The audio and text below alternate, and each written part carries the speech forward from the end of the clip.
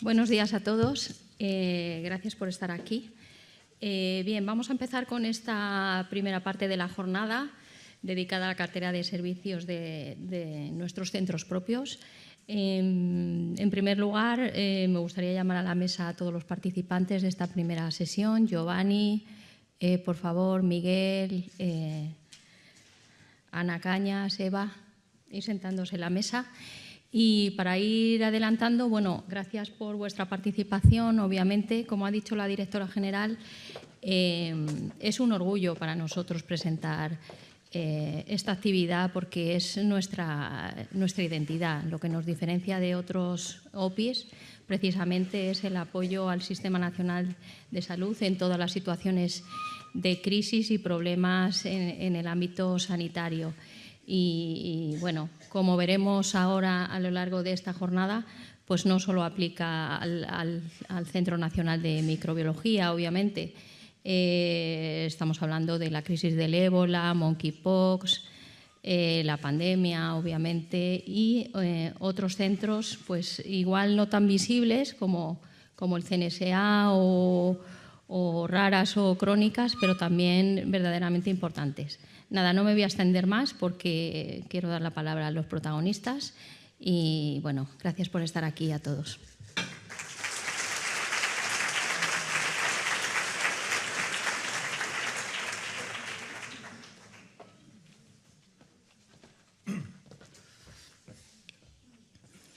Hola, buenos días. Gracias a todos. Os doy yo también la bienvenida aquí en el centro a todos los oyentes. Y gracias al comité organizador por haberme elegido como ponente de esta jornada. Vamos a hablar de la cartera de servicio del Centro Nacional de Microbiología. Soy Giovanni Fedele, soy responsable del área de orientación diagnóstica, un área que se ocupa de un servicio central muy importante para el Centro Nacional de Microbiología, que es lo que es la gestión de toda la fase, de todos los procesos pre- y post-analíticos. Los procesos que gestionan las muestras, la entrada de muestras a través de la cartera de servicio. Por lo tanto, nosotros nos ocupamos de centralizar todo el sistema y gestionar toda la entrada de muestra hasta la salida de los resultados a los hospitales, a los centros que envían muestras del Sistema Nacional de Salud. Y por esto lo hacemos a través de una aplicación exclusiva del Instituto, una aplicación web HIPI, que permite gestionar todos estos procesos desde el origen, desde el hospital, cuando llega la muestra, se envía la muestra, hasta la emisión de resultados.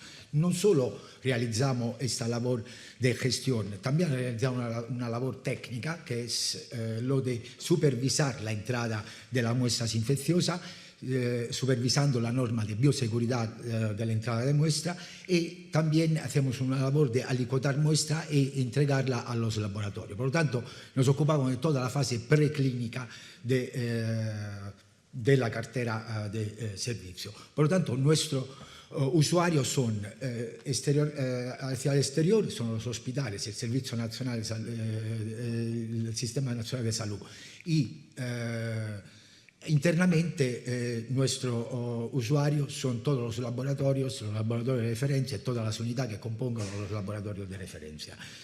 Además, históricamente aquí en el centro siempre se ha guardado remanente de muestras, siempre se ha realizado un biobanco y gestionamos también lo que es la seroteca del centro, la entrada de muestras, por lo tanto tenemos una seroteca, ahora mismo tenemos 200.000 muestras de los últimos 10 años bien caracterizadas. Y por esto, además, asesoramos el Servicio Nacional de Salud, siendo un servicio también con conocimiento clínico. Por lo tanto, asesoramos todos los hospitales sobre el diagnóstico, sobre el tipo de técnica, el tipo de muestra para realizar un diagnóstico más de calidad. Por esto, somos certificados con la ISO 9001 desde el 2012 para lo que es la entrega, la recepción y la entrega a los laboratorios, y acreditado en la fase preanalítica de todas las técnicas que en estos años han venido acreditando la técnica de diagnóstico presente en la cartera de servicio. Por lo tanto, la gestión de la cartera de servicio. La cartera de servicio es lo que somos nosotros como centro y como instituto, como decía la directora, hacia afuera, este apoyo científico-técnico al Sistema Nacional de Salud. Y eso es como una foto, es una tarjeta de presentación hacia afuera del instituto y del centro, en este caso del centro. Y además, internamente, la cartera nos permite también ser bien organizado y hacer una labor asistencial, transversal hacia la salud pública. Y por lo tanto, la cartera lo que hace es nos rende más fuerte hacia nuestra misión, diría más misión y visión, que es el apoyo científico-técnico, y a través de la cartera seguimos los 6 pilares del Centro Nacional, que es el diagnóstico, quiere decir, hacer un diagnóstico asistencial, un diagnóstico primario, como si fuera un laboratorio primario, y un diagnóstico de referencia, de vigilancia, porque vigilamos a través del programa de vigilancia, y vigilamos brote o presentación de brote, o vigilamos microorganismos, vigilamos situaciones importantes en el ámbito de las enfermedades infecciosas, y por lo tanto intervenimos a través de la cartera en el control, en las prevenciones de las enfermedades infecciosas. También muchas técnicas investigadas, el desarrollo tecnológico, la investigación, el desarrollo tecnológico nos permite integrar nuevas técnicas, nuevos métodos diagnósticos cada año para mejorar la calidad del servicio.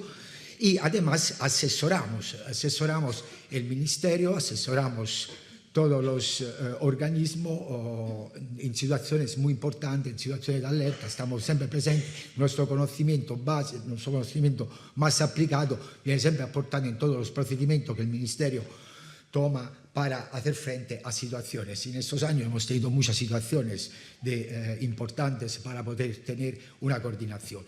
Y la cosa más importante es que la cartera ha creado un mecanismo de coordinación entre el Sistema Nacional de Salud, el Carlos III y el Ministerio. Por lo tanto, tenemos controlado y hemos mejorado la comunicación que antes de la cartera de servicio podía ser un poco más alterada. Del punto de vista, la cartera de servicio es una propuesta de metodología para el diagnóstico microbiológico en el ámbito de la virología, de la bacteriología, de la parasitología. Una cosa más importante, lo he olvidado antes, y también la calidad es muy importante. Perdonadme, el último punto, la calidad, porque todas estas técnicas cada año viene acreditada. Por lo tanto, también la cartera de servicios nos han permitido, como se crea una cierta... se crea una relación entre el cliente y el proveedor somos nosotros, el cliente es el Sistema Nacional de Salud, nos permite la calidad, es obligatoria, por lo tanto nos permite también tener una mejor calidad en el servicio.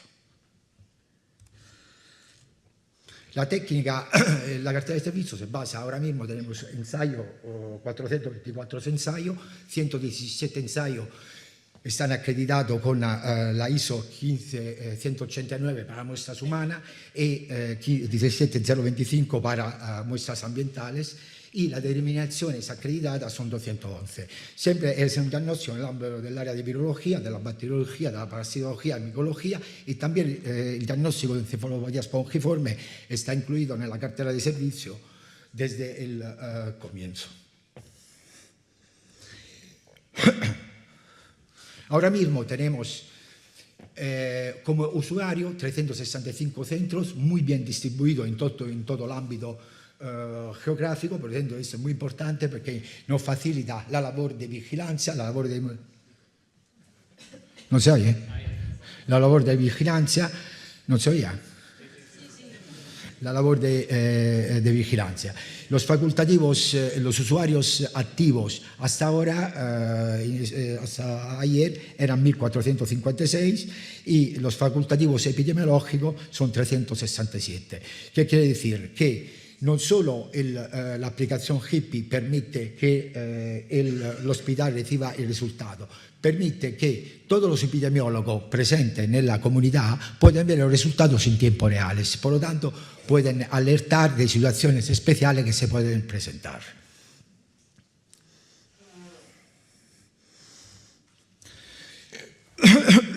En los últimos, esta es un poco un gráfico de los últimos 6 años, el número de muestras que hemos recibido, el número de determinaciones que hemos realizado.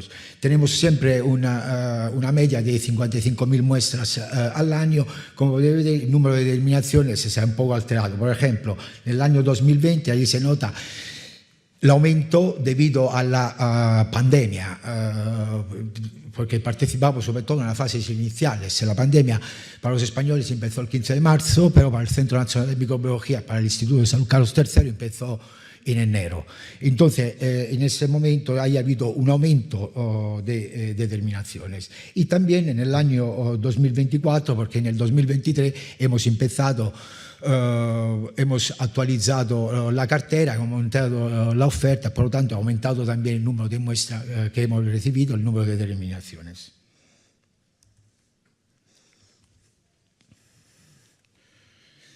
Las entradas, nosotros aquí tenemos un desglose.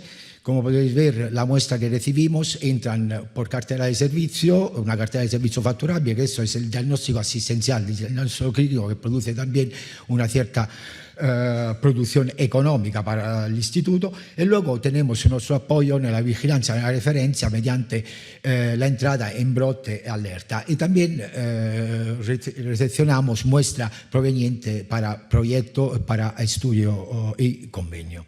Como veis, el número de muestras más importantes entran a través de los programas de vigilancia, que luego hablará mi compañero Julio.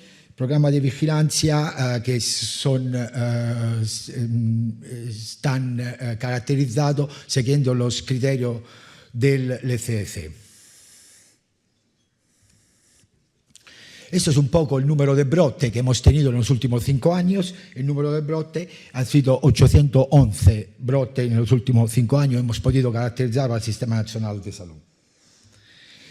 Y la análisis de encuesta de satisfacción, hemos extrapolado 3 preguntas muy importantes para la cartera de servicio. Quiere decir, la cosa más importante para la salud pública es la salud del paciente. Por lo tanto, la pregunta, la utilidad de los resultados para la salud del paciente, el 87% de los encuestados han contestado que es satisfactoria. También la utilidad del servicio hacia la salud pública, hacia los programas de vigilancia en la caracterización del brote. También hay una satisfacción de los usuarios del 95%, y el servicio de la cartera de servicio que ofertamos hacia afuera, el 94% también es satisfactorio para lo que es la impresión sobre la calidad general. Futuro, vamos a tener una nueva cartera de servicio el lunes, el 14 de abril. Vamos a cambiar el programa de gestión. Han comprado el instituto un nuevo programa, siempre con la misma empresa, Openlist, que agilizará todo el sistema de control. Habrá una actualización mejor de la base de datos de los usuarios y habrá una reactualización del biobanco del centro. Doy las gracias primero quiero saludar a mis compañeras del servicio, del área, a Mónica, a Conchi, a Irene, Manuela, Candela y a Javier, y a todos los que siempre nos soportan. Y dar una gracia también a la unidad de garantía de calidad del centro, que nos ayuda y nos guía en el control. Es muy importante la calidad en la gestión de todo ese tipo de proceso. Y la Secretaría General, la UTIC, que también, como es una aplicación informática, nos ayuda y nos apoya para mejorar todo el servicio. Y la facturación de la Secretaría General, el área de mantenimiento, que también, siendo un servicio esencial, nos ayuda en momentos cuando no hay dinero para hacer pedidos y de materiales. Muchas gracias a todos. Chao.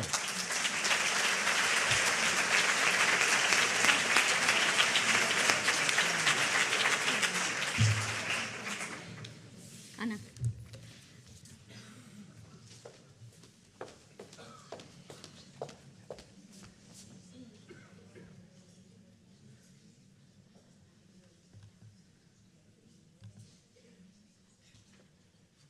Buenos días. Soy Ana Cañas, soy la directora del Centro Nacional de Sanidad Ambiental, un centro que tradicionalmente en las últimas décadas ha estado muy enfocado a la cartera de servicios, a la prestación de servicios, aunque en los últimos años hemos intentado dar un empujón a la parte de investigación y en ello estamos. no podemos olvidar esta parte que siempre nos ha caracterizado y que sabemos hacer muy bien, solamente, aunque solo sea por la trayectoria tan larga que llevamos en ella. Voy a utilizar esta diapositiva, que es el organigrama del centro, para situar un poco los diferentes servicios que prestamos en el CNSA, ya que son muy diversos, entonces como muchos de vosotros sé que no nos conocéis, para ponerlo un poco en contexto. Los servicios se estructuran en 3 áreas fundamentales. Por un lado, prestamos servicios relacionados con la contaminación atmosférica, con la calidad del aire, pero también prestamos servicios en el área de toxicología ambiental relacionados con la biomonitorización humana y con ensayos toxicológicos, ensayos de toxicidad. Y en el área de radioprotección también tenemos una carga muy importante de servicios asociados a dosimetría personal, que esta actividad ha cesado recientemente, pero continuamos con la medida de contaminación radiactiva. Además de esta estructura en las 3 áreas, tenemos una unidad de garantía de calidad que es transversal a todo el centro y que asegura que todos los procedimientos y servicios que prestamos en el centro se hacen de acuerdo a un sistema de garantía de calidad de acuerdo con la norma 17.025. Y en consecuencia con ello tenemos más de 120 ensayos acreditados por ENAC en este contexto. Comenzando por el primero de ellos, porque tengo poco tiempo, en materia de calidad de aire somos Laboratorio Nacional de Referencia en España de calidad del aire. Además, también somos depositarios del Patrón Nacional de Ozono. Esto nos confiere unas características o peculiaridades determinadas que nos permite y obliga, por otro lado, a prestar determinados servicios en esta materia. Entre ellos, nosotros somos los encargados de asegurar que los datos que se generan en toda España, datos de calidad de aire, que se generan por las comunidades autónomas, pues son datos de calidad, datos fiables. Y para ello realizamos diferentes actividades de supervisión de estas redes, pero también les organizamos ejercicios de intercomparación desde aquí, de gases y de partículas, de contaminantes atmosféricos, para determinar su competencia técnica en este aspecto. Y también asesoramos al Ministerio de Transición Ecológica y al Ministerio de Sanidad en materia de calidad del aire cuando así nos lo requieren. También el hecho de ser Laboratorio Nacional de Referencia nos obliga, por así decirlo, a tener acreditados los métodos de referencia de análisis de contaminantes atmosféricos regulados. Y esto hila con los más de 120 ensayos acreditados que tenemos con ENAC. Y aquí en la parte derecha de la diapositiva podéis ver algunos de los contaminantes atmosféricos que analizamos, entre ellos metales, hidrocarburos aromáticos policíclicos, partículas, diferentes gases, etc. Y con toda esta infraestructura llevamos más de 40 años dando servicio y analizando las muestras de la red de MEP, que tiene como finalidad conocer la contaminación atmosférica de fondo en España. La contaminación atmosférica transfronteriza, lejos de focos y de ciudades y zonas con una mayor contaminación. Esto nos supone una carga de trabajo muy importante. No solo en esas zonas alejadas de los focos de contaminación, sino también en zonas urbanas medimos los contaminantes atmosféricos. No me lo puedo creer, madre mía. Vale, voy un poco más rápido porque me he dormido un poco en los laureles. En el área de toxicología ambiental también tenemos servicios para analizar contaminantes atmosféricos, sustancias químicas y sus metabolitos en muestras humanas, en sangre, orina y pelo, entre otros. Y para ello tenemos una infraestructura y unos laboratorios buenísimos con unos equipos de última generación que nos permiten analizar pues, desde metales, compuestos perfluorados, bisfenoles, pesticidas, entre otros. También algunas de estas técnicas acreditadas por ENAC. También hacemos ensayos de toxicidad, igual esto es lo que más conocéis por algunas de las actividades que hemos hecho. Utilizamos diferentes organismos para evaluar la toxicidad de sustancias químicas, efluentes y demás, entre ellos pues, algas, microcrustáceos, también en los últimos años embriones de pez cebra, sobre todo más enfocado a la parte de investigación. Con respecto al área de radioprotección, tenemos servicios que nos permiten determinar la contaminación radiactiva en muestras ambientales y también en alimentos.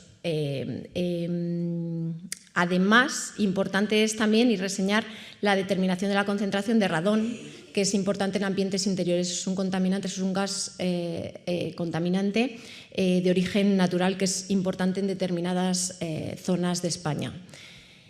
Y todo esto, toda esta infraestructura que tenemos, estas capacidades y esta experiencia, las utilizamos para responder, como bien ha dicho Marina al principio, a determinadas situaciones de emergencias ambientales en las que se nos requiere.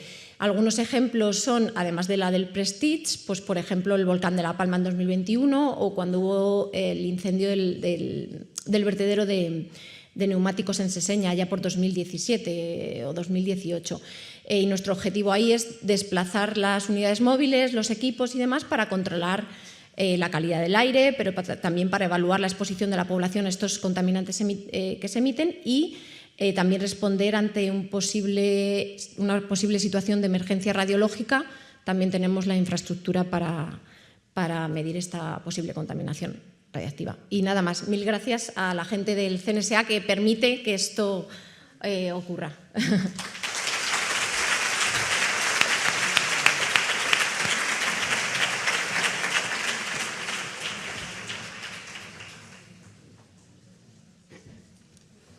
Bueno, buenos días.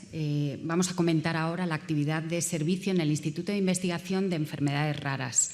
Quiero, como introducción esencial para tener en cuenta a lo largo de toda la exposición, que una enfermedad rara, nos olvidamos un poco de todos estos grandes números que hemos visto hasta ahora, una enfermedad rara definida en la Unión Europea como toda patología que se presenta en población en menos de 5 por cada 10.000 individuos, menos de 1 por cada 2.000 habitantes. Toda la actividad del Instituto de Investigación de Enfermedades Raras se alinea con el Consorcio Internacional de Investigación en Enfermedades Raras, IRDIRC, son sus siglas en inglés, que es una organización a la que pertenece el ISCI como funder y tiene solo 3 objetivos. Lo que pasa es que son 3 objetivos muy gruesos, como decimos, ¿no? El primero enfocado al diagnóstico, el segundo a terapias y el tercero a evaluar el impacto del diagnóstico y las terapias. Es esencial para las personas con enfermedades raras y cualquiera que las padezca o las tenga cerca en su entorno comprende perfectamente que lo primero es tener ese diagnóstico, saber qué me pasa, por qué me pasa esto. Una vez que sabemos qué me pasa, es necesario saber cómo me puedo curar o cómo puedo aminorar las consecuencias de mi enfermedad. Y tercero, bueno, pues evaluar ese impacto y ver en qué podemos mejorar, que es algo que siempre tenemos en cuenta. Este es el BOE que ya hemos visto, nos ha presentado Giovanni, con la cartera de servicios del Instituto de Salud Carlos III, en la cual también el IER participa, con algunos de esos servicios vinculados a nuestra actividad de investigación. Estamos muy a caballo entre la actividad de investigación y prestación de servicios, porque lo que queremos es prestar servicios a través precisamente de nuestra investigación. Sabemos que detrás de nuestro trabajo hay muchas personas que están esperando de ese trabajo diario. Tenemos en primer lugar una unidad, este es el organigrama del IER, una unidad de información, porque podéis imaginar que a través de Internet los pacientes localizan todo, nos llaman y nos hacen preguntas, unas más fáciles, otras más complejas, ¿no? Pero tenemos que dar respuesta a todo. En el IER hemos ido dando respuesta, nos hemos ido desarrollando, también dando respuesta a todas esas necesidades reales de los pacientes y sus familias. Tenemos también el registro de pacientes, a través del cual se da visibilidad a las personas con enfermedades raras o poco frecuentes. El biobanco como herramienta esencial para la investigación y también a veces para el diagnóstico, porque a veces en este momento no somos capaces de dar respuesta a esa pregunta sobre el diagnóstico, pero pasado un tiempo, con mejores técnicas, con la implementación de nuevas herramientas, podemos dar respuesta, ¿no? También el servicio de diagnóstico genético, el programa para casos sin diagnóstico, la generación de modelos y el estudio de los mecanismos de enfermedad. En general, todo el área de genética humana en sus distintas unidades contribuye también a la creación de todos esos modelos que contribuyen o bien al diagnóstico o bien al tratamiento. Y en el área de epidemiología, también prestando apoyo a todos los demás. Dentro de esa cartera de servicios, bueno, pues veis que tenemos una serie de pruebas puestas a punto y bueno, pues nos sentimos muy orgullosos y agradecidos de poder estar ahí, poder dar también la cara del Instituto de Salud Carlos III en el ámbito de las enfermedades raras. Destaco simplemente algunos servicios: el diagnóstico de retinoblastoma, que está acreditado por ENAC, el diagnóstico de déficit de alfa-1 antitripsina, estamos en proceso de acreditación, igual que tenemos para retinoblastoma, el diagnóstico genético de epidermolisis bullosa y el diagnóstico de casos complejos a través del programa SPEIN-UDP. SPEIN-UDP que no interfiere con ningún otro programa porque es condición sine qua non para poder entrar en SPEIN-UDP, no estar en estudio en ningún otro programa. Entramos justo en el punto en el cual la persona, después de pasar por todo el Sistema Nacional de Salud, por todo el ámbito asistencial, no ha encontrado respuesta para sus preguntas y en SPEIN-UDP lo intentamos. Estas son nuestras cifras que nos hacen sentir muy orgullosos porque, considerando globalmente todos los pacientes, no solo los pediátricos, que nos dan una cifra de diagnóstico del 50%, considerando también los adultos, alcanzamos cerca del 45%. Es una cifra muy superior a la de otros programas que se sitúan alrededor del 30%. Nos hace sentir muy orgullosos, pero esto significa que tenemos que seguir luchando por ese otro 50% que no diagnosticamos, ¿no? El biobanco, que comentaba antes, que es una herramienta tanto para la investigación como para ese diagnóstico y prestación de servicios. Ahí os muestro, bueno, pues unas cifras muy globales de los pacientes y muestras de las que disponemos, de diversos tipos. El registro de pacientes de enfermedades raras, que distinguimos del registro estatal de enfermedades raras, que también gestionamos en el instituto, nos lo encomienda el Ministerio de Sanidad, y estas son las grandes cifras del registro de pacientes. Y con esto finalizo poniendo énfasis precisamente en que detrás de toda esta actividad hay personas a las que tenemos que tener en cuenta en toda nuestra actividad, y en nombre de todo el IER os agradezco vuestra atención y la atención que podéis prestar a las enfermedades raras en lo sucesivo. Muchas gracias.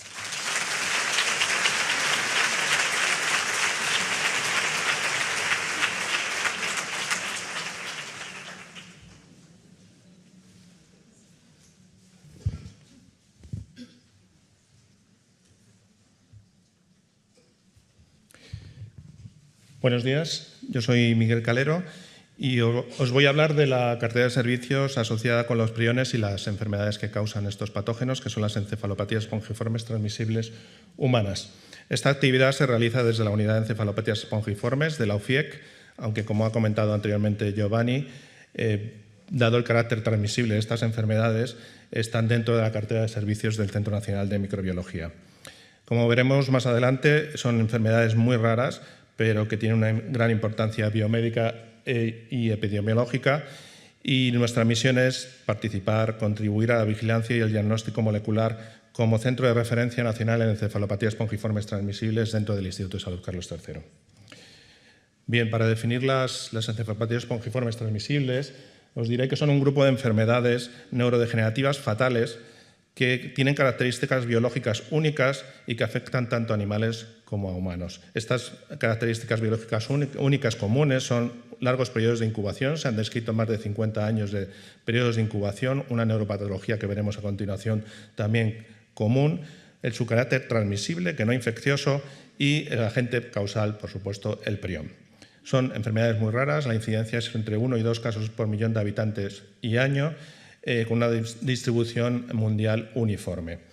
No hay tratamiento actualmente y solo existen cuidados paliativos. Desde el punto de vista neuropatológico se caracterizan por 4 hechos fundamentales: la pérdida neuronal, que está asociada a la característica espongiosis, la astocitosis o proliferación de astocitos activados y la formación de placas amiloides. Desde el punto de vista etiológico son también enfermedades muy peculiares en mi conocimiento. Son las únicas enfermedades que presentan esta triple vertiente etiológica. Hay casos adquiridos, como son el CURU, la enfermedad de Creutzfeldt-Jakob iatrogénica, y la enfermedad de Creutzfeldt-Jakob variante, que está asociada al consumo de carne de vacas locas. Hay también casos hereditarios que están asociados a mutaciones en un único gen, el gen de la proteína del prión, como son la enfermedad de Creutzfeldt-Jakob familiar, el insomnio familiar letal y el síndrome de Gerstmann-Straulen-Scheinker. Como síntomas clínicos destacan la pérdida de control motor o ataxia, la demencia y la parálisis. En función de la región del cerebro más afectada, estos síntomas debutan antes o después en la evolución de la enfermedad. A continuación os presento al patógeno, que es común a todas estas enfermedades, el prión. Los priones se definen como partículas proteicas infecciosas que no contienen ácidos nucleicos. Y ahí en este esquema os presento al culpable. Veis, es una proteína que tiene características comunes a muchas otras proteínas. Es una proteína que tenemos todos, codificada por un único gen, el cromosoma 20 humano, y que su característica principal es que es capaz de adquirir al menos dos conformaciones, una patológica y otra normal. Y esa conformación patológica es capaz de catalizar el cambio conformacional de la proteína normal a más forma patológica. El hecho de que no tengan ácidos nucleicos es un reto desde el punto de vista del diagnóstico microbiológico, que además se une a la respuesta inmune muy baja o inexistente, a su baja concentración, que está concentrada sobre todo en tejido del sistema nervioso central, que es de difícil acceso, que además se trata de una proteína endógena que tenemos todos y que presenta largos periodos de incubación. Por eso la RT-PCR para detectar ácidos nucleicos o PCR, serología, cultivo, etcétera, etcétera, son herramientas que son poco útiles para el diagnóstico de los priones. Pero, sin embargo, sí que tenemos herramientas. Ahí en la tabla de la derecha arriba os marco los biomarcadores que podemos utilizar. Hay marcadores específicos, entre ellos la RT-QuIC, que es una especie de PCR de proteínas, no específicos como la proteína 1433 en líquido cefalorraquídeo y la caracterización del gen de la proteína del prión, gen PRNP. Estas dos últimas pruebas son las que tenemos nosotros en la cartera de servicio. Es importante destacar que es un agente patógeno del grupo 3 asterisco, y que como al asterisco se refiere a que algunas de las características necesarias para el nivel 3 están derogadas, como son el hecho de la presión negativa, necesidad de presión negativa, sellado del edificio o filtro SEPA. Desde 2001 nosotros hemos realizado más de 10.500 análisis de proteína 1433 en líquido cefalorraquídeo y 2.400 análisis de sangre para estudiar el gen de la PRNP. Son dos técnicas que están acreditadas por ENAC según la norma 15.189 y fruto de esta actividad pues se han secuenciado más de 100 casos con mutaciones que dan origen al ECJ familiar o el insomnio familiar letal y de orden de 760 casos de 1433 que nos ayudan a diagnosticar la ECJ esporádica. Son enfermedades de declaración obligatoria y, como tal, los clínicos de las comunidades autónomas tienen que notificarlo al registro que llevan nuestros compañeros en el Centro Nacional de Epidemiología. Para el futuro tenemos intención de incluir en la cartera de servicios la detección de los priones a través de la prueba de RT-QuIC y posiblemente de estas pruebas para otras neuropatologías degenerativas. Y finalmente me gustaría agradecer al personal de la Unidad de Encefalopatías Espongiformes, al pasado y al presente, al personal de la Unidad de Garantía de Calidad que nos ha ayudado a acreditar estas técnicas, al área de orientación diagnóstica y al personal del CNE, también pasado y presente, por la vigilancia y el registro de estas enfermedades. Muchas gracias.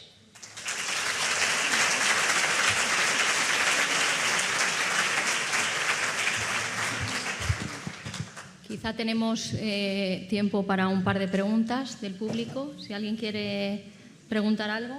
Lorena. ¿Alguna pregunta? Parece que no.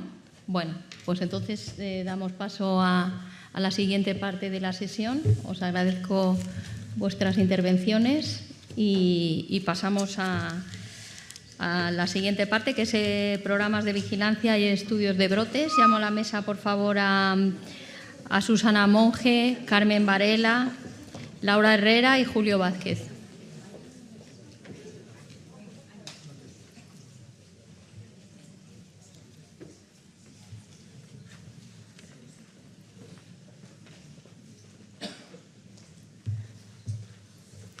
Comenzamos por Susana, por favor. Trabaja en el Centro Nacional de Epidemiología y nos va a presentar su actividad en IRAS fundamentalmente. Bueno, pues buenos días y muchas gracias por invitarnos a presentar esta actividad de servicio que hacemos en el Centro Nacional de Epidemiología, que es la vigilancia en salud pública. Evidentemente esto es el trabajo de mucha gente, pero lo vamos a presentar entre Carmen Varela y yo, Susana Monge, que somos ambas científicas titulares en este centro. Vamos a empezar con una muy breve pincelada sobre qué es la vigilancia epidemiológica. Estamos hablando de la recogida, análisis, interpretación y difusión sistemática. ¿Ya he tirado algo? Perdón.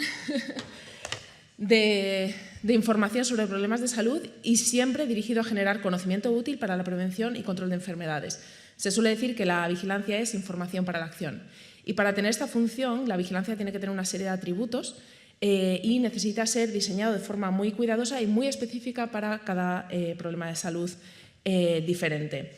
La vigilancia, además, tiene una gobernanza en red bajo el paraguas de coordinación del Ministerio de Sanidad y con la implementación conjunta con las diferentes comunidades y ciudades autónomas. El Centro Nacional de Epidemiología se encarga de gestionar estos sistemas, en algunos casos también con mucha coordinación con el Centro Nacional de Microbiología. Y por encima de nosotros, a nivel internacional, nos coordinamos, también compartimos información, generamos indicadores para diferentes organismos internacionales.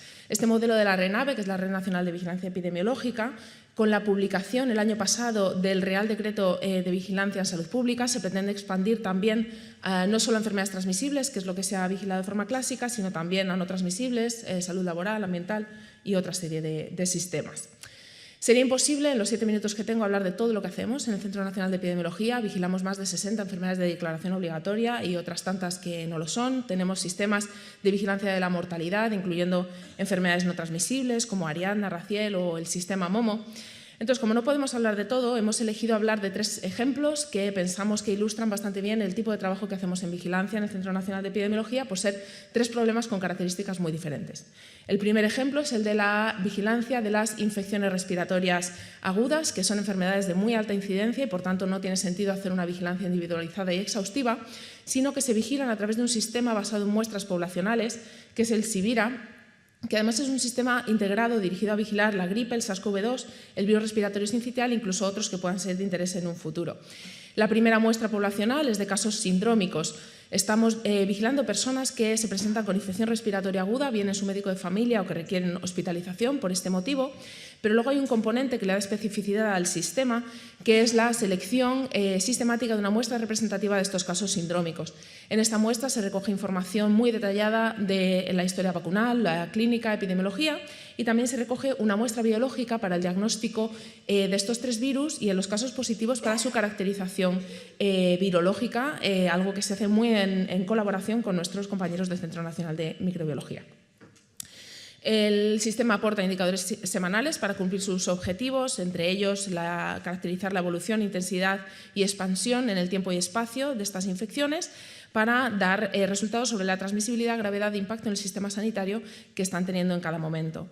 También cubrimos objetivos relacionados con la virología. Podemos estimar la incidencia específica por tipos y subtipos gripales, por ejemplo, y tenemos otros objetivos de vigilancia reforzada, como es el estimar la carga de enfermedad, y estas estimaciones forman parte de todas las recomendaciones de vacunación que hace el Ministerio de Sanidad en relación a estos virus, y también hacer el seguimiento de la efectividad e impacto de las medidas de control, fundamentalmente la vacunación. Lo hacemos en solitario y también en colaboraciones europeas e internacionales. Por poner un ejemplo de muchas cosas que se hacen, colaboramos en el informe GIVE de la Organización Mundial de la Salud, que se utiliza para decidir la composición de la vacuna antigripal de la siguiente temporada. Y están nuestras estimaciones de la efectividad de la vacuna antigripal cada año. El segundo ejemplo es el de una enfermedad en vías de eliminación, como es el sarampión. Esta enfermedad está en calendario vacunal desde los años 80, con muy altas coberturas, lo que permitió que en el año 2016 la OMS nos declarara como un país con eliminación del sarampión, lo que significa que se ha interrumpido la transmisión endémica, y desde entonces cada año lo vienen ratificando. En una fase post-eliminación de sarampión, lo importante es incrementar las coberturas de vacunación, implementar medidas de control en los casos detectados para prevenir la transmisión y, de forma muy importante, hacer una vigilancia de muy alta calidad, que además tiene que ser integrada a nivel epidemiológico y virológico, porque en el sarampión la parte virológica tiene una relevancia fundamental para confirmar las cadenas de transmisión. Entonces tenemos que trabajar muy juntos. Tiene que ser una vigilancia sensible, específica y con unos indicadores de calidad que además se monitorizan en el tiempo para garantizar este sistema. La situación actual es de preocupación con el sarampión. Hemos visto un resurgimiento después de varios años de ausencia de circulación, sobre todo a raíz de importaciones desde países con epidemias, y gracias a la vigilancia podemos saber que esto ha derivado en pequeños brotes, pero que todavía tenemos una situación de transmisión controlada. Todos los resultados de nuestra vigilancia contribuyen a informar las medidas de control de sarampión, muy específicamente también los calendarios de vacunación, sobre todo de adultos, de viajeros, etcétera, y de cara a la Organización Mundial de la Salud para poder confirmar que seguimos en esa situación de eliminación. Y, por último, un último ejemplo de una situación otra vez muy diferente que requiere un abordaje de vigilancia también diferenciado y específico, es el de una enfermedad emergente como es el monkeypox, que actualmente no es de declaración obligatoria, pero comenzará a serlo brevemente. El monkeypox es una enfermedad zoonótica, sobre todo se ha dado en África, y antes de 2022 es verdad que había dado algunos brotes sin mucha relevancia en Estados Unidos y Reino Unido, pero en mayo de 2022 tanto Portugal como Reino Unido comienzan a notificar casos en hombres que tienen sexo con hombres sin antecedentes de viaje a zona endémica y sin contacto con caso confirmado. Esto deriva en el mayor brote de monkeypox hasta la fecha, que es declarado por la Organización Mundial de la Salud como una emergencia de salud pública de importancia internacional que continúa vigente hoy en día. España somos el tercer país del mundo con más casos, solo por detrás de Estados Unidos y Brasil, y gracias a la vigilancia sabemos que hemos tenido más de 8.500 casos con 3 fallecimientos y que aunque la mayoría se dieron en este brote de 2022, continuamos teniendo casos todavía a día de hoy y continuamos haciendo una monitorización activa de la evolución de esta infección. Durante este brote, una cosa muy importante que se puso en marcha fue la vacunación por primera vez. Se utilizó una vacuna específica frente a este virus. Al principio había pocas dosis, con lo cual se priorizó la profilaxis posexposición, pero a partir de julio de 2022 se incorporó la vacuna como una prevención preexposición en población de alto riesgo. En el Centro Nacional de Epidemiología, dentro de nuestras actividades de vigilancia, además de hacer un seguimiento muy estrecho de todos los casos y sus características, pudimos estimar también las tasas de reproducción en tiempo real, de forma muy temprana, y entre otras cosas vimos que en julio, cuando se implementó esta vacunación preventiva, la tasa de reproducción estaba ya por debajo de 1, lo que significa que la epidemia estaba decreciendo y que la tendencia era descendente y posiblemente hubiera descendido incluso en ausencia de la implementación de la vacuna. También pudimos ver que la transmisión en Madrid precedió a la de Barcelona. Se hicieron modelos basados en agentes también para predecir cuál iba a ser la evolución en la siguiente anualidad, en 2023, en distintos escenarios en función de presencia de casos importados. Y también pudimos estimar la efectividad de esta vacuna que se implementaba por primera vez a nivel mundial en un brote de la magnitud como el que tuvimos en España en este estudio que hicimos a nivel nacional. Con eso termino estos 3 ejemplos. Ha sido muy breve, pero espero que dé un poco una pincelada de las acciones que hacemos y de la actividad que tenemos en vigilancia. Y con esto pues, le paso la palabra a Carmen Varela para hablar de la vigilancia de brotes. Gracias.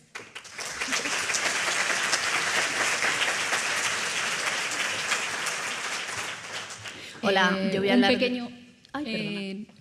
aquí hay sitios, lo digo porque hay gente al fondo de pie. Aquí a los laterales hay bastante sitio libre si queréis entrar. Perdona. Voy a hablar de la vigilancia de brotes. El sistema de brotes es un sistema básico de la Red Nacional de Vigilancia Epidemiológica y la definición de lo que es un brote, situación epidémica, se recoge en ese Real Decreto del 95, que para los brotes, hasta que se desarrolle el de transmisibles, todavía está en vigor. Aquí también en este Real Decreto se menciona que la notificación de los brotes es urgente para las comunidades autónomas, y que al nivel central hay que notificarlos en los 3 meses posteriores a su investigación, excepto que sean brotes supracomunitarios, que quiere decir que afectan a más de una comunidad, y entonces se tienen que notificar al CNE también de forma urgente. Para esta notificación hay 3 formularios diferentes, uno para los brotes de transmisión alimentaria, otro para los brotes de infecciones relacionadas con la asistencia sanitaria y el tercero para otros brotes. Con la información de los brotes notificados, analizamos esta información. Por ejemplo, para el 2023 hemos visto que los brotes de transmisión alimentaria han aumentado con respecto al año anterior, que el agente más frecuente en estos brotes notificados es la salmonela y el alimento más frecuente son los huevos, y toda esta información se la transmitimos a las comunidades autónomas, que son las encargadas de implementar las medidas.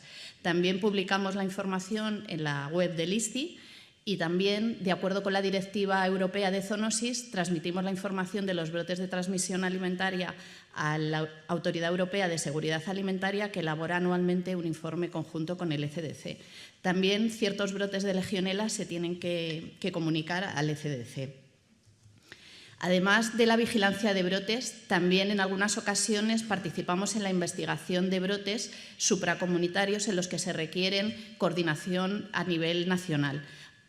Yo voy a hablar sobre todo de ejemplos de brotes de transmisión alimentaria porque son muy frecuentes. En estos brotes trabajamos con el enfoque de una sola salud y ponemos en común la salud humana, seguridad alimentaria, sanidad animal y medio ambiente. Todos estos actores nos coordinamos y actualmente estamos finalizando un Plan Nacional de Prevención, Control y Vigilancia de estas enfermedades de transmisión alimentaria. Además, tenemos una relación más estrecha aún con el Centro de Alertas del Ministerio de Sanidad, el Centro Nacional de Microbiología y el Centro Nacional de Epidemiología, que tienen reuniones todos los meses para tratar sobre la vigilancia de estas enfermedades alimentarias. Ahora os voy a contar algún ejemplo de investigación de brotes en los que ha participado el CNE. Este es un brote de Salmonella pona que afectó a más de 200 niños menores de 6 meses. Desde el CNE se elaboraron unas encuestas consensuadas con las comunidades autónomas y que luego ellas se utilizaron para recabar la información. Con esta información vimos que había 2 marcas de leche que estaban consumidas por la mayoría de estos casos. Además, desde el CNE se elaboró un estudio de casos y controles en el que vimos que estas 2 marcas de leche se asociaban significativamente con los casos. También la información de seguridad alimentaria de trazabilidad nos dijo que estas 2 leches se fabricaban en la misma empresa. El análisis conjunto de todos estos datos epidemiológicos, microbiológicos y de trazabilidad contribuyen a un mejor control del brote. Además, en este brote, el Centro Nacional de Microbiología había tipado la Salmonella pona y se vio que había un pequeño grupito de casos que tenían un tipo diferente de las del resto del brote. Como las encuestas que habíamos elaborado eran muy exhaustivas y además de preguntar por consumo de alimentos, se preguntaba por otras exposiciones, identificamos que este grupito tenía contacto con unas tortugas importadas de Florida. Esta información la transmitimos a las autoridades de sanidad exterior, que reforzaron los controles en la frontera en la importación de estos animales. Aquí son otros ejemplos en los que a veces no contamos con toda la información, como os he dicho, microbiológica, epidemiológica y de trazabilidad. El primero es un brote de botulismo con casos en España y casos en Alemania, donde la información epidemiológica fue relevante para identificar los casos, ya que eran de origen ruso y, sin embargo, las muestras clínicas eran negativas. El siguiente era un brote también de botulismo, en el que también desde el CNE se coordinó un estudio de casos y controles y se identificó que los casos consumían tortilla de patata envasada. Sin embargo, en el alimento no se pudo encontrar el microorganismo. Este es otro ejemplo. Reino Unido notificó un aumento de casos de hepatitis aguda grave de causa desconocida en niños y se lo comunicó a todos los países para que vieran qué estaba sucediendo y cuál era la causa, si en otros países ocurría. Aquí pues, nos pusimos también en coordinación con todas las comunidades, el CNE, CNM y el Ministerio de Sanidad. Se elaboró un protocolo con definiciones de caso y una encuesta muy exhaustiva que, como veis, tenía 14 páginas en las que se preguntaba por múltiples exposiciones. Además, también hubo una investigación microbiológica muy exhaustiva en el CNM, en el que participaron múltiples laboratorios. Este es otro ejemplo del mayor brote de listeriosis ocurrido en Europa hasta ese momento, asociado al consumo de carne mechada y en el que también participamos de forma coordinada.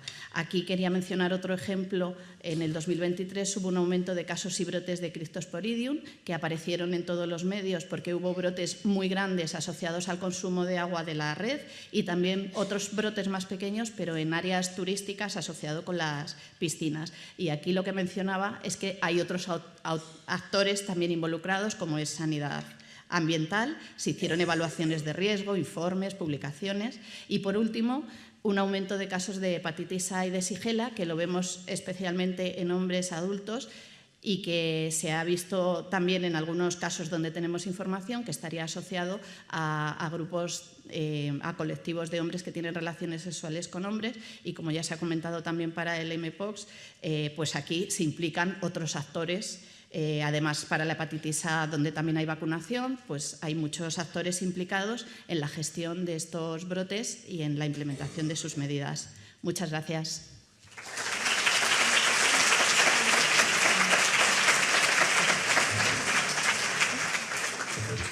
Pasamos ahora con Laura, del Centro Nacional de Microbiología.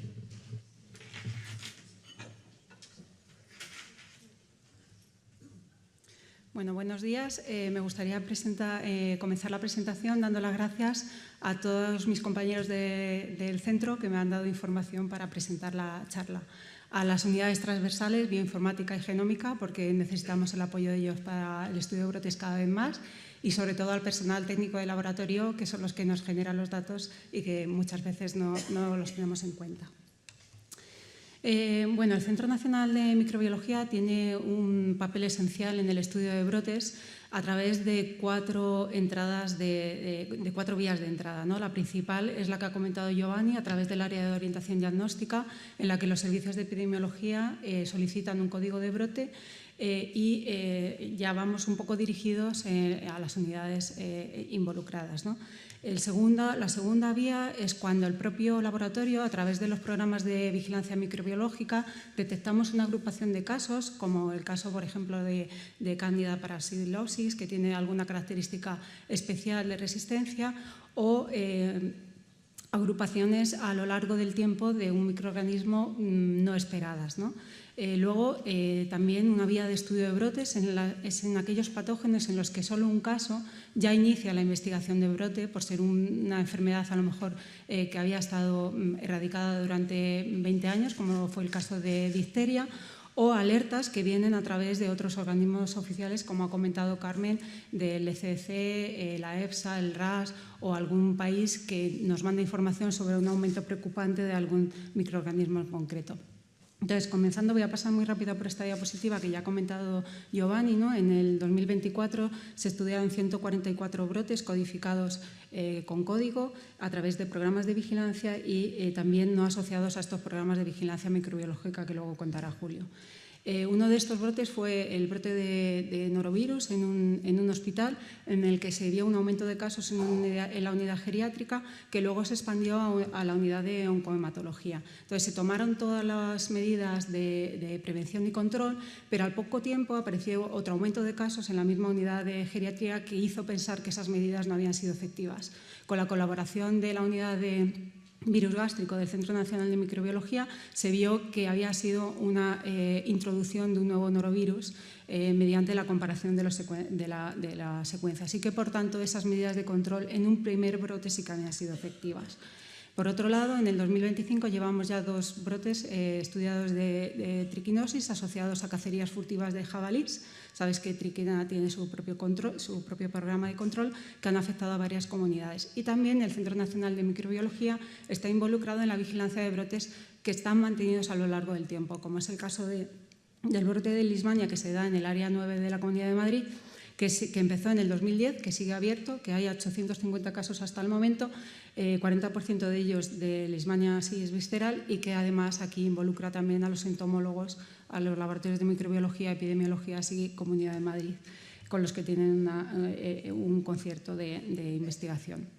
En el segundo caso, bueno, hay muchos ejemplos, voy a tomar uno de mi propio laboratorio, que es el que más conozco, fue la detección de casos de tuberculosis multiresistente gracias a la vigilancia que hacemos mediante secuenciación masiva de todas las cepas que diagnosticamos con resistencias, y en el que no hubiera sido posible la detección de este brote por los sistemas de estudio de contactos normales, porque tuberculosis tiene un periodo de incubación de más de 2 años y además aquí hubo mucho impacto de la pandemia del coronavirus con mucho retraso diagnóstico que en algunos de los casos llegó a 600 días. Entonces, eran casos con tuberculosis muy avanzada en población vulnerable. De hecho, se destapó una red de trabajo ilegal en personas migrantes y de explotación para trabajos sexuales a raíz de este estudio. Y ha habido casos desde el 2019 hasta el 2024. Aquí ha sido necesaria no solo la colaboración de epidemiología, sino los gestores de casos, las enfermeras, también asociaciones culturales, ONGs y mediadores culturales, porque si no, no hubiéramos podido llegar a la población.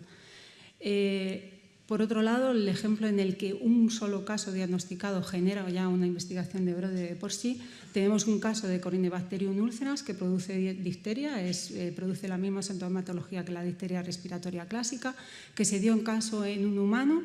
Se inició el estudio de brotes, porque es un agente que no suele ser diagnosticado, y entonces, como se sabe que es una zoonosis, nos pusimos en contacto con los sistemas, con los veterinarios y con salud animal, y se tomaron muestras de las mascotas que tenía la persona y de una colonia de gatos a las que la persona daba de comer asiduamente. Y se detectó que el perro de esta persona y 2 de los gatos de la colonia tenían además la misma cepa que tenía el humano, por lo que se confirmó la transmisión zoonótica y hubo que tomar medidas en la colonia salvaje, en los animales y en los humanos, ¿no? Y luego, otro de estos casos son los casos de malaria en los que no hay información de viajes a países endémicos, como el caso del bebé que se diagnosticó en el Hospital de Móstoles, que luego se vio que había coincidido en un ingreso previo con niños de países endémicos que tenían malaria, aunque no se llegó a ver la vía de transmisión. Por favor, los compañeros, corregirme si digo algo que no es correcto.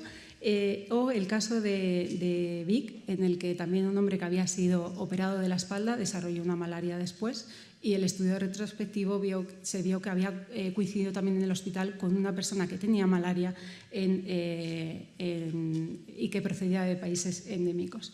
En estos 2 casos el genotipo era igual, pero tampoco se conoció la vía de transmisión.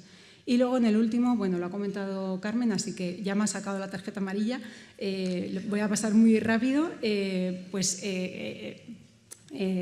brotes en los que nos vienen por alertas de organismos como el ECDC, la EFSA, la RAD, en el que ellos nos dicen, oye, aquí está pasando algo, hay un aumento, mirad si en vuestros países está pasando lo mismo, ¿no? Entonces está el brote del chocolate, de los huevos Kinder, de Salmonella, que ha comentado Carmen, está el de la hepatitis no filiada, Candida auris, que es un problema a nivel mundial, ¿no? En el que aquí se hace la vigilancia a la unidad de micología y que ha detectado casos en Valencia, en Zaragoza, Castilla y León y Madrid, o el incremento de los casos de difteria en migrantes en Europa debido a Corynebacterium difteria.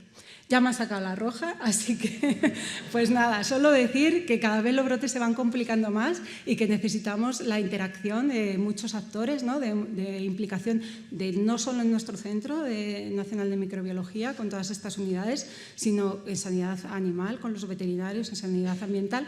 La importancia también de los mediadores multiculturales en las patologías importadas y de las enfermeras gestoras de casos. Y nada más. Muchas gracias.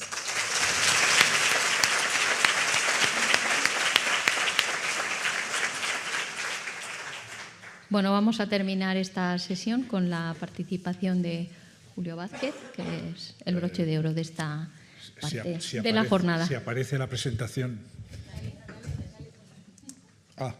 Tenemos un fin. Yo ya me voy. Bien, aquí está. Bueno, a mí me toca comentaros qué es la actividad que se desarrolla a través de los programas de vigilancia microbiológica. A mi gusto, una de las más importantes actividades que mantiene el Centro Nacional de Microbiología dentro de lo que son las actividades del Instituto. Porque sin los programas de vigilancia probablemente no seríamos casi nada. Todo el estudio de brotes desde el punto de vista microbiológico se puede realizar porque hay previamente una preparación de unos programas de vigilancia que permiten tener al día las herramientas que vamos a utilizar en el estudio de esos brotes, de manera que ese día a día es el que nos va a permitir mantener una buena actividad. Yo simplemente soy un vocero, no llevo yo los programas, llevo algún programa, pero soy un vocero de todos los compañeros y compañeras que son los que hacen los programas de vigilancia. Para que veáis lo que hacen los programas de vigilancia, yo si no me pongo las gafas no veo un carajo, pero en fin, está extraído de la página web del Instituto y veis que el Centro Nacional de Microbiología mantiene activos programas de vigilancia microbiológica de infecciones relevantes en salud pública causadas por virus, priones, bacterias, parásitos y hongos que se revisan y renuevan anualmente. Es decir, estos programas están sometidos a su aceptación por parte de la dirección del Centro Nacional de Microbiología porque eso tiene implicaciones incluso económicas. Las muestras que se envían a través de los programas no se facturan, al igual que sucede con las muestras que vienen para brotes, para estudio de brotes, y el resto de muestras sí se facturan. De manera que si tú consigues que se te autorice la realización de un programa de vigilancia, eso va a tener su repercusión en que los hospitales van a poder enviar esas muestras sin facturación, es decir, sin coste económico para ellos. Esto está así funcionando en todas partes del mundo, es decir, no es que seamos únicos. Nadie en ningún país europeo cobra por las labores de vigilancia microbiológica. Vamos a ir pasando porque si no me van a sacar no la roja sino la verde, si es que tenéis alguna verde. Estos serían los programas que tenemos de vigilancia de virus, en el que está incluido el programa de Miguel Calero de priones. Veis que hay 11 programas en total. No me voy a detener a leeros cada uno de ellos. Si estáis interesados es entrar en la página web del Instituto y pinchar en virus y priones y os aparece justamente esta diapo, excepto las fotitos del lado, que esas son cosa mía. Programas de vigilancia de bacterias, un total de 13 programas de vigilancia de bacterias. El último aceptado y que probablemente refleja la preocupación por la tosferina, que es una enfermedad reemergente, ha sido justamente el programa de tosferina, que fue aceptado yo creo que hace un año más o menos. Llevamos 24, recuerdo, 11 de priones, 13 de bacterias, 2 programas de vigilancia en parásitos, en el que está la vigilancia de leishmaniasis que ha comentado antes Laura, y la vigilancia y control de enfermedad de Chagas, y un programa de vigilancia en micología, en hongos, que son la vigilancia de la resistencia a los antibióticos en España. En total, 27 programas, un número que está abierto porque puede que algunos puedan desaparecer, pero podrían incluirse algunos nuevos.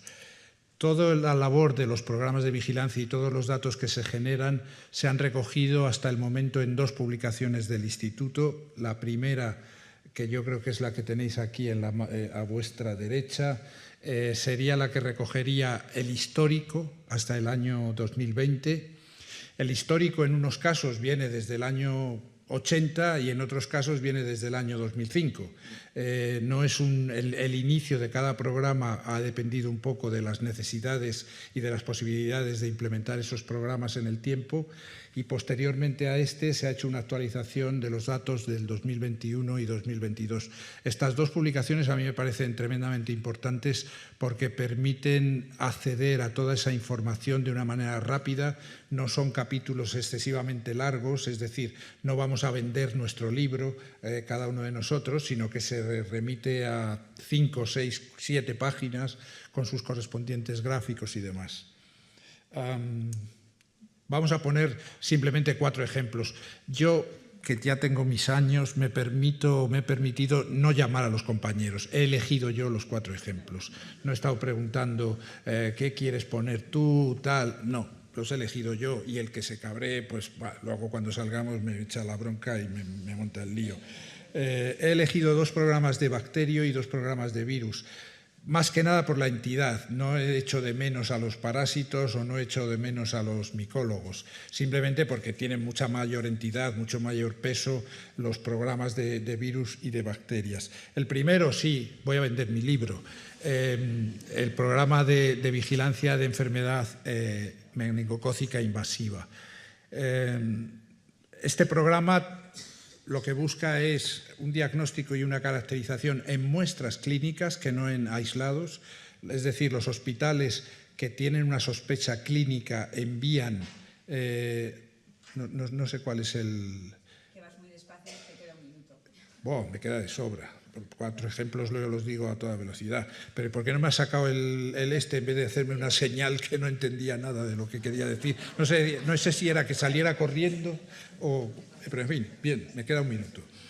Diagnóstico y caracterización en muestras clínicas. Caracterización de los aislados, es decir, cuando el hospital tiene aislado, lo que nos envía es el aislado y no la muestra clínica, para ver el análisis de evolución de clones, cobertura de vacunas y la vigilancia de la evolución de las líneas clonales por las que se define la hipervirulencia de las cepas o no. Abajo tenéis un gráfico de un estudio de una línea clonal hipervirulenta, que es la ST32, que hemos hecho recientemente y que nos ha permitido analizar un brote que se produjo en Castilla y León el año pasado. El programa del SARS-CoV-2, que lo que busca es la caracterización de los virus, la caracterización antigénica también de esos virus y la vigilancia y la aparición de nuevas variantes en la población en general. Voy a ir muy rápido para que no me monten la bronca. El programa de resistencia a antibióticos, que lo que busca es la detección precoz y la caracterización molecular de los mecanismos de resistencia, el conocimiento de los clones de alto riesgo y el estudio y la caracterización precoz de brotes. Una vez más, la técnica que utilizamos más frecuentemente ahora en los laboratorios, que es la secuenciación del genoma completo, es la que permite generar muchos datos también en este programa, que es uno de los primeros que implementó esta técnica. El programa de enterovirus y parálisis flácida en menores de 15 años, de gran importancia para la erradicación de polio en nuestro país, confirma o descarta la presencia de poliovirus en las muestras, caracteriza intratípicamente los poliovirus detectados y caracteriza microbiológicamente los enterovirus detectados. Y eso es todo. Gracias por vuestra atención. No creo que merezcamos un 10, pero al menos un 8, 8,5 puede que sea. Bueno, tenemos un poquito de tiempo para alguna pregunta. Si alguien del público quiere participar. Bueno, yo me voy a permitir hacerte una pregunta, Julio, a ti, por ser el más viejo, sí.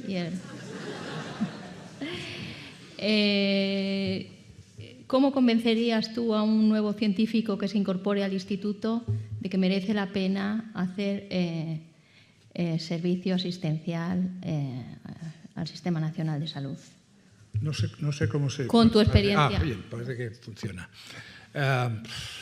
Yo creo que a mí hay una cosa que no me gusta, si puedo hacer una crítica a la división de estas jornadas, y es que se haya dividido por un lado en lo que se ha venido a llamar investigación y por otro lado lo que se ha venido a llamar servicios. Yo creo que la gente, yo siempre lo he dicho, cuando estaba de director del CNM lo decía un día sí y dos también, y no caía muy bien. La gente que hace servicio de cualquier tipo, sea de diagnóstico, de referencia de diagnóstico o de vigilancia microbiológica, hace las dos cosas, hace servicio y hace investigación. Todo esto da lugar a mucha de la investigación que sale del instituto. Yo tengo ya muchos años, pero también tengo muchas publicaciones y me he dedicado siempre a hacer vigilancia microbiológica en esta Precisamente casa. La pregunta iba por ti porque tú eres profesor de investigación y lo conseguiste relativamente fácil, Quiero decir, yo sé que tienes casi todo me un currículum muy abultado. Casi todo me resulta Pero fácil. sí que me gustaría que te centraras un poco en la respuesta, porque no tenemos mucho tiempo. La respuesta es bien sencilla. Métete en hacer servicio y harás las dos cosas. Harás investigación y harás servicio. Porque si no, lo que estamos diciendo es hay investigadores de primera e investigadores de segunda, y no es verdad. Hay investigadores que solo investigan y hay investigadores que, además de investigar, hacen labores de servicio. Muchas gracias. Bueno, pues pasamos a la siguiente parte.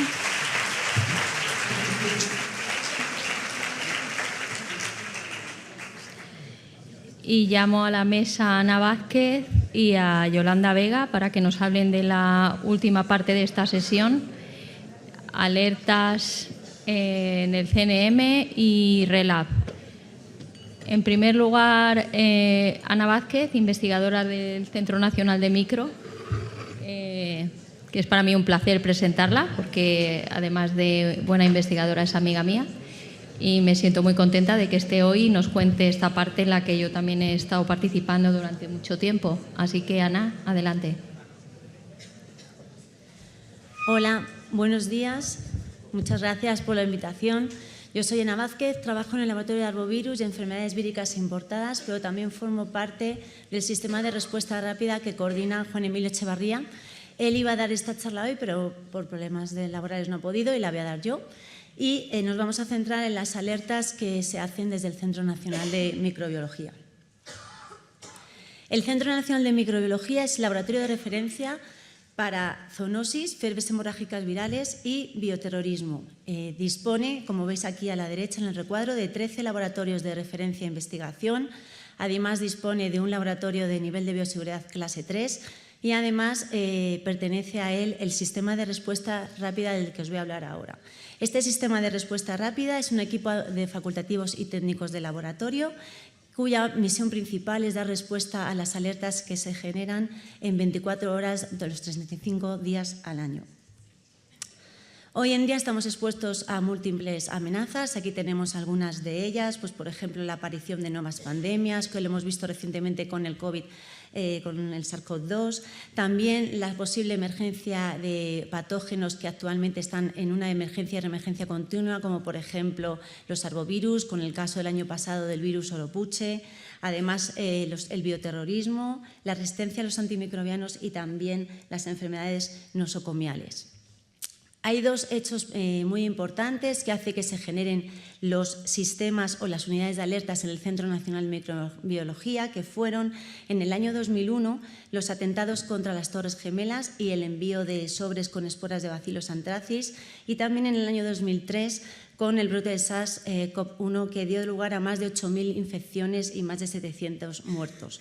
Fue entonces cuando en el Centro Nacional de Microbiología, en el año 2003, se forma la unidad de alertas. Está formada por diferentes facultativos que dentro de cada uno de sus laboratorios de referencia ponen a punto diferente metodología para dar respuesta a las alertas que en aquel momento se consideraron que eran más importantes.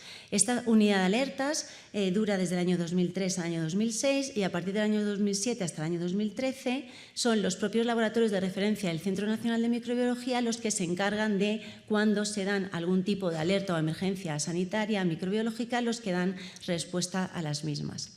Es en el año 2014, que coincide con el brote de ébola en África, cuando se crea la unidad de la que os voy a hablar ahora, que es el sistema de respuesta rápida y que se mantiene actualmente en el tiempo. El objetivo principal, como tenéis aquí, del sistema de respuesta rápida es efectivamente eso, dar una respuesta rápida frente a agresiones con agentes microbiológicas y situaciones de emergencia microbiológica, pero dentro de las funciones que tenemos encomendados el Centro Nacional de Microbiología para el Ministerio de Sanidad. Hay unos objetivos específicos, que es el desarrollar y poner a punto y mejorar métodos diagnósticos frente a estos agentes microbiológicos que puedan generar una alarma o una emergencia. Esto se hace principalmente en los laboratorios de referencia que tenemos en el Centro Nacional de Microbiología. Luego tenemos que hacer un diagnóstico rápido en menos de 24 horas de la alerta que se genere y además tenemos que poner a punto y elaborar y actualizar protocolos de actuación y fundamentalmente de laboratorio. En sí, el sistema de respuesta rápida está formado por 6 facultativos y 6 técnicos de laboratorio. Todos tenemos experiencia en trabajo en laboratorios de bioseguridad biológica clase 3 y se forman equipos de guardias que duran una semana con una pareja que es un facultativo y un técnico de laboratorio, y esto junto con la labor que se hace en los laboratorios de referencia lo que hace es que tenemos una operatividad para poder dar respuesta a las alertas que tenemos en la cartera de servicios en 24 horas, los 365 días al año. Estas son las funciones principales del sistema de respuesta rápida. Bueno, pues ya lo hemos dicho. Responder de forma rápida ante situaciones de alerta o emergencia sanitaria.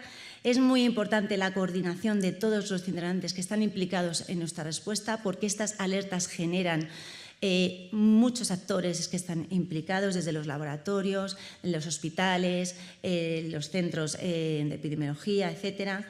La función que llevamos a cabo del diagnóstico frente a la alerta y toda la gestión de la información.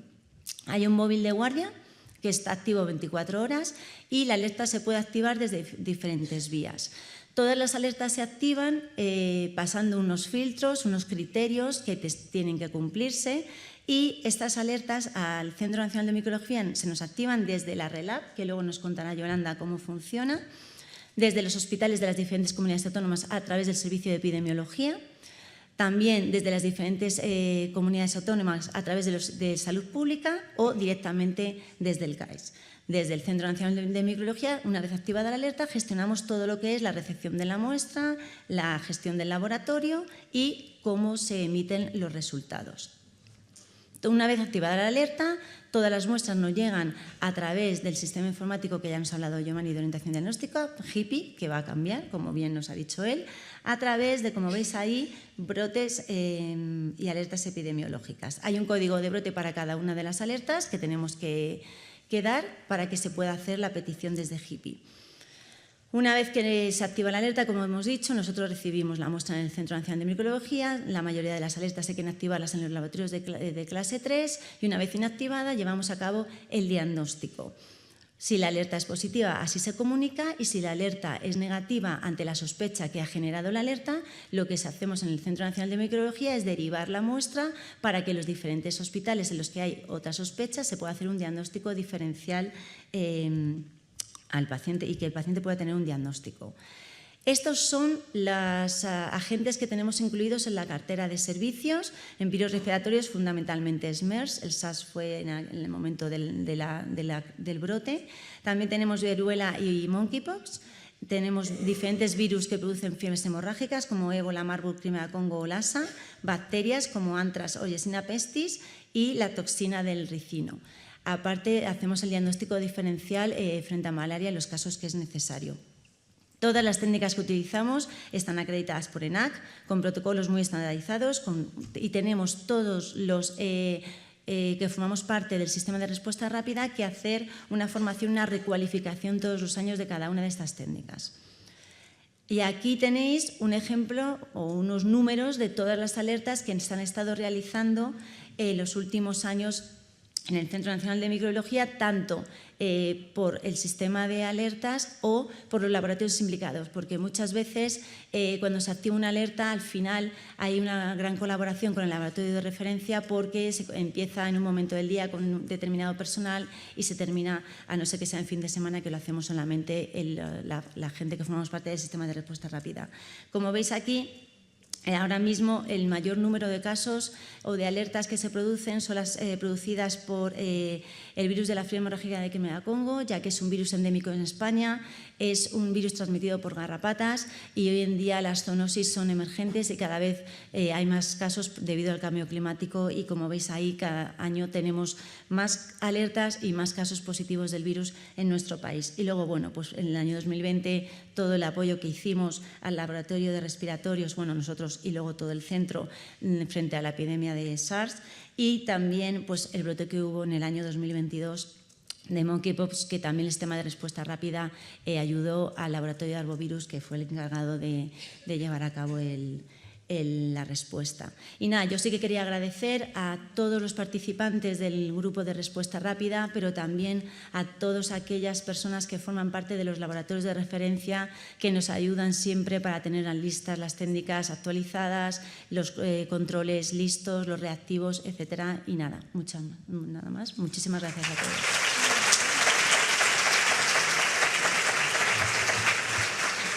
Muchas gracias, Ana. Pasamos a Yolanda Vega, de la subdirección, que nos va a contar, nos va a hablar de la RELAB. Buenos días a todos. Yo me llamo Yolanda Vega y soy la gestora de la red de laboratorios de alerta biológica. Agradecer en primer lugar a los organizadores el haberme invitado a participar en esta jornada. Bien, yo voy a ser muy breve y lo que voy a contar aquí es qué es la RELAB y cómo actúa ante una amenaza biológica.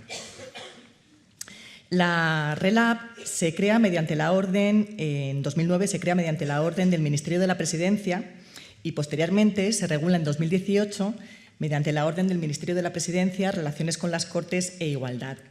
La red de laboratorios de alerta biológica se configura como una infraestructura de tipo científico-técnica que está formada por laboratorios especializados en microbiología para dar apoyo al Sistema Nacional de Seguridad Nacional ante riesgos y amenazas producidos por agentes biológicos.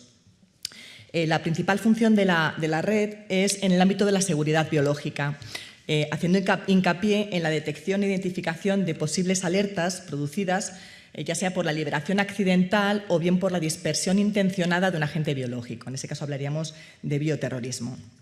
Bien, en cuanto a la estructura de la RELAB, y haciendo una pincelada así muy grande, deciros que está formada por una estructura organizativa y de gestión y por una estructura operativa.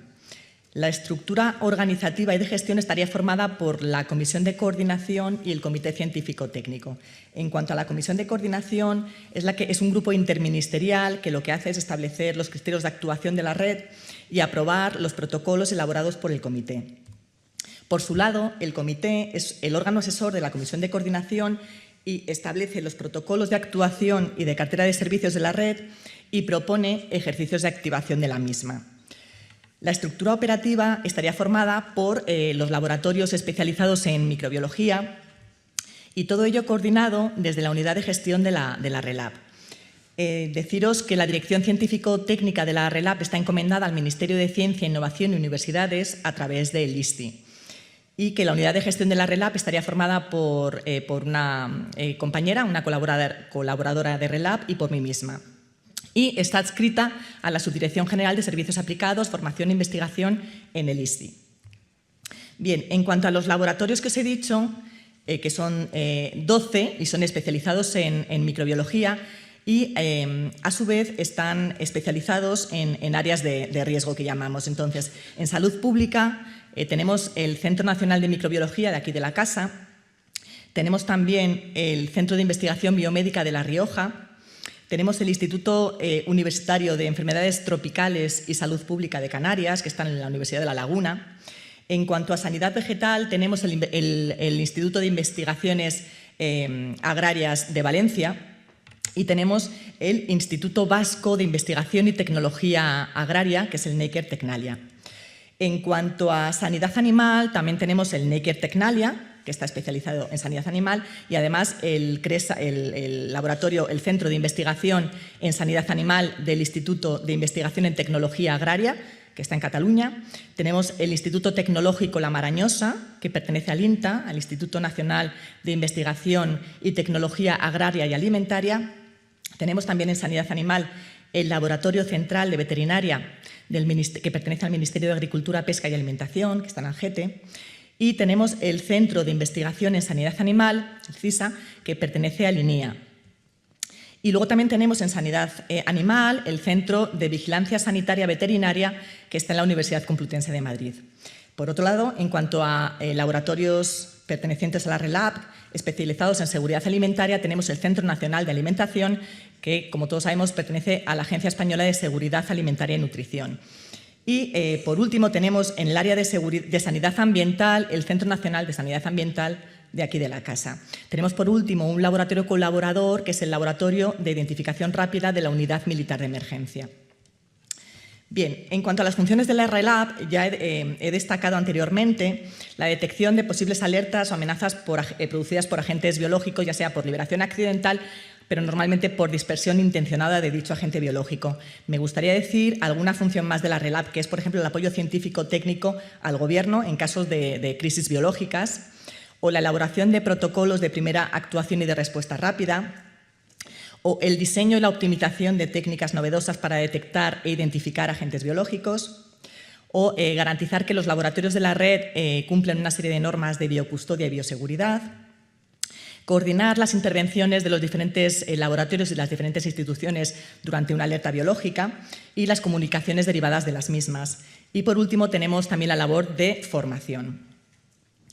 Bien, ¿cómo actúa la red de laboratorios de alerta biológica ante una amenaza biológica? Bien, decir que tenemos puntos focales que están disponibles las 24 horas del día, 24/7, los 7 días de la semana, ¿no?